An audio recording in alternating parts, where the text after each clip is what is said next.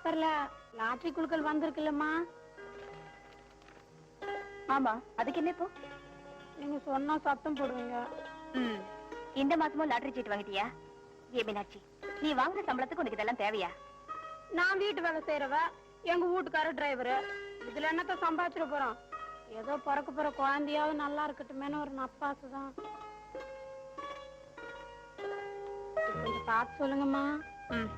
கொண்டா, நீ எவ்வளவு சொன்னாலும் திருந்த மாட்டேன்.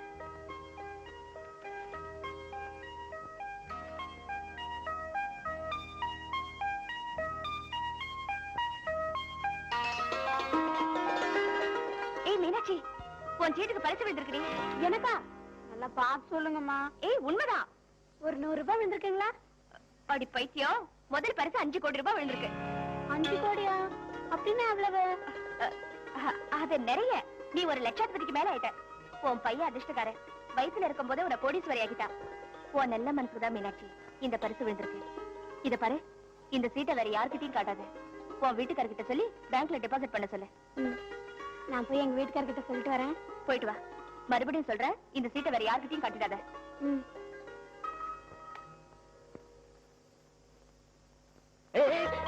ஏன் இவ்வளவு பழக்கமா ஓடி வர்ற? நான் ஒரு லாட்டரி சீட் வாங்கிருந்தேன்ல, சொன்னா ஆச்சரியப்படுவீங்க. அதுக்கு 5 கோடி ரூபாய் விழுந்திருக்கு. 5 கோடியா? நிஜமாலுமா சொல்றேன்?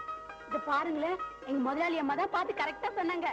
பரிசு விழுந்துருச்சு இல்ல, பிறக்க போறது ஆம்பளை பையன் தான். அது இருக்கட்டும், இத கொண்டு போய் முதல்ல பேங்க்ல டெபாசிட் பண்ணுங்க.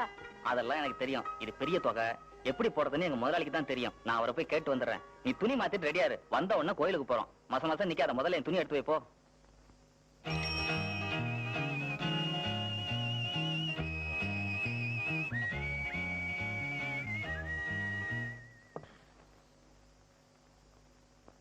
முதலாளி.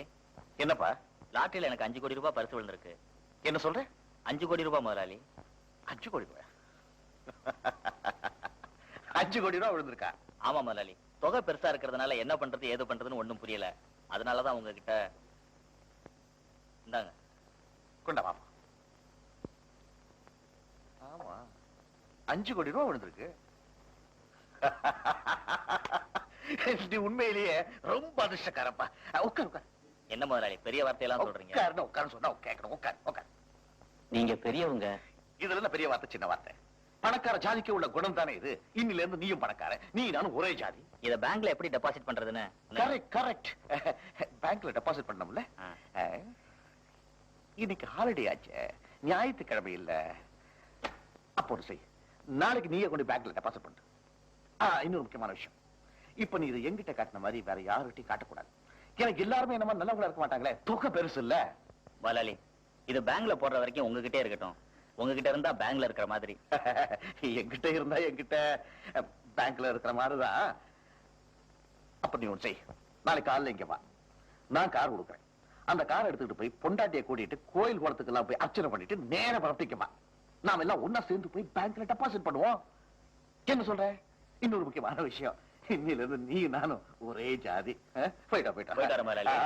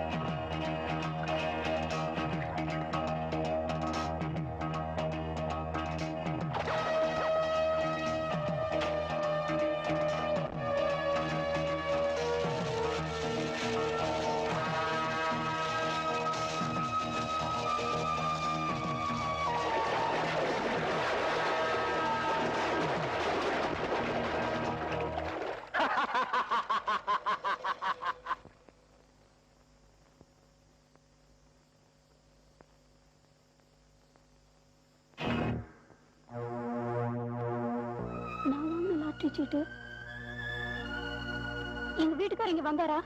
இல்லையே, இங்க வரலையே. எனக்கு நல்லா தெரியும், அவர் இங்கதான் வந்தாரு. இங்க வரலன்னு சொல்றேன்ல.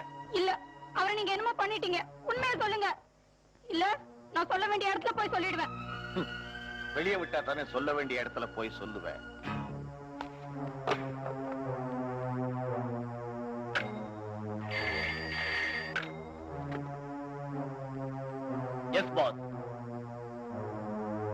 Okay pass.